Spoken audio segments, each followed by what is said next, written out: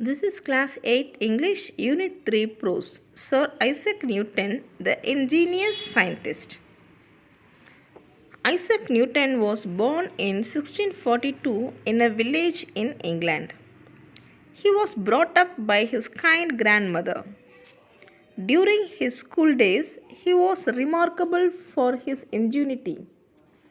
He invented curious articles with his tools. His neighbors and grandmother admired his invention and believed he would be a capital workman in future. His friends wanted him to be an apprentice for a clockmaker.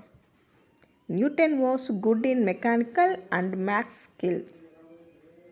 He made curious clocks like the dancing figures, the sailing ship as the pendulum vibrates, and the clock that worked by the dropping of water. Newton also made a sundial which is still in his house at Woolsthorpe. He could acquire knowledge in simple ways. How? Like to find the strength of the wind, he jumped against the wind, and by the length of his jump, he calculated the force of the wind. He calculated the force of the wind by jumping against the wind. Newton frequently went to the new windmill near his house and exclaimed its parts and internal machines for many hours. When the windmill was working, he watched the process by which the millstones revolved and crushed the grains. Thus, he learnt about the construction of the windmill, and he made his own small windmill with available materials like box straps, linen for sails.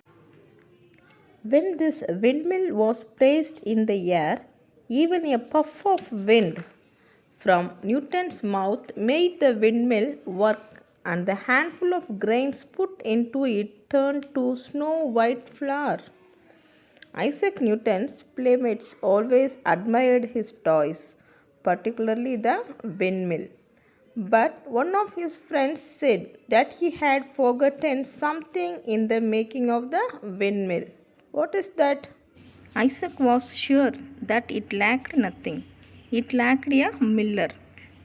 As Isaac grew older, he started thinking beyond making toys. He isolated himself, thought deeply, read some book of mathematics or philosophy, and at nights he observed the stars. He asked himself many curious questions about the world of stars, their distance from Earth, their orbits, whole force, and so on.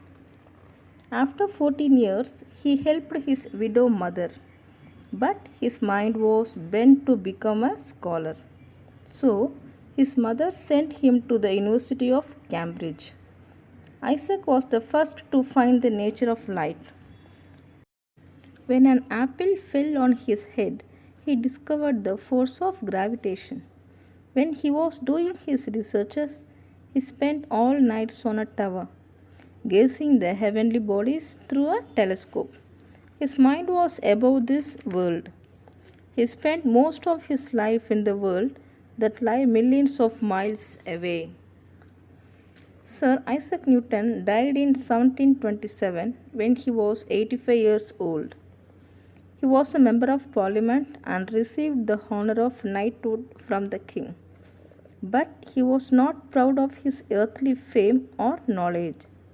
His name is written in letters of light, formed by the stars in mid-sky. Mr. George and Mr. Temple remark that if Isaac had lived longer, he would have found all the other inventions of today too. Hope you have understood the lesson. Thank you.